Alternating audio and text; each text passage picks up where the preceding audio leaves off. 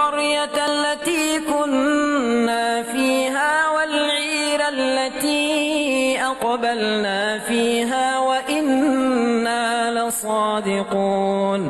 قال بل سولت لكم أنفسكم أمرا فصبر جميل عسى الله أن ياتيني بهم جميعا إنه هو العليم الحكيم وتولى عنهم وقال يا أسفا على يوسف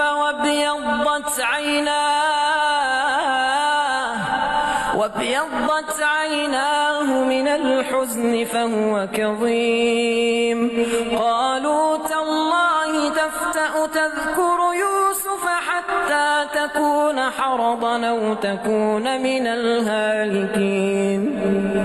قال إنما أشكو بثي وحزني إلى الله وأعلم من الله ما لا تعلمون يا بني اذهبوا فتحسسوا من يوسف وأخيه ولا تيأسوا من روح الله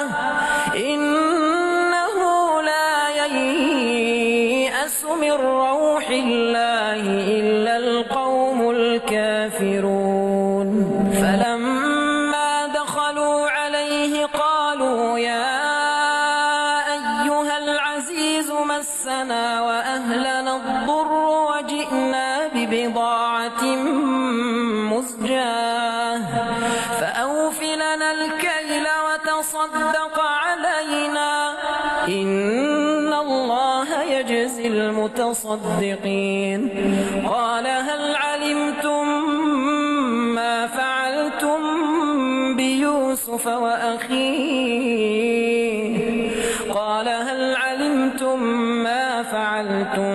بيوسف وأخيه إذا أنتم جاهلون قالوا أئنك لأنت يوسف قال أنا يوسف وهذا أخي قد من الله علينا إنه من يتق ويصبر فإن الله لا يضيع أجر المحسنين قالوا تالله لقد آثرك الله علينا وإن كنا لخاطئين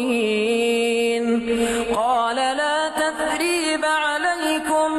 اليوم يغفر الله لكم وهو أرحم الراحمين اذهبوا بقميصي هذا فألقوه على وجه أبي يات بصيرا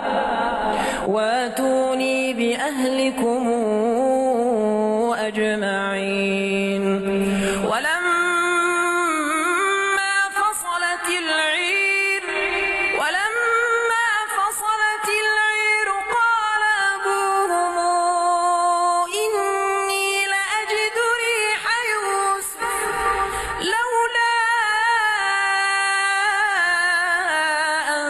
تفندون قالوا تالله إنك لفي ضلالك القديم فلما أن جاء البشير ألقاه على وجهه فارتد بصيرا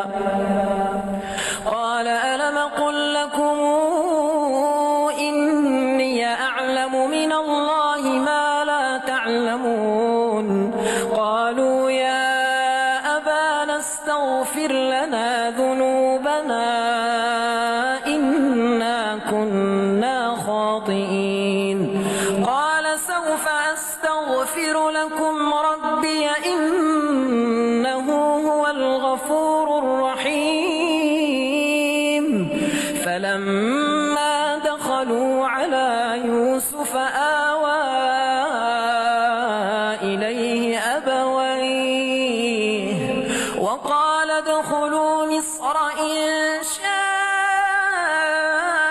الله آمنين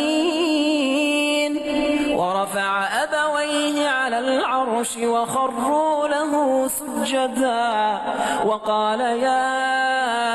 أبتي هذا تاويل رؤياي من قبل قد جعلها ربي حقا وقد أحسن بي إذا أخرجني من السجن وجاء بكم من البدو من بعد أن نزغ الشيطان بيني وبين إخوتي إن ربي لطيف لما يشاء إنه هو العليم الحكيم.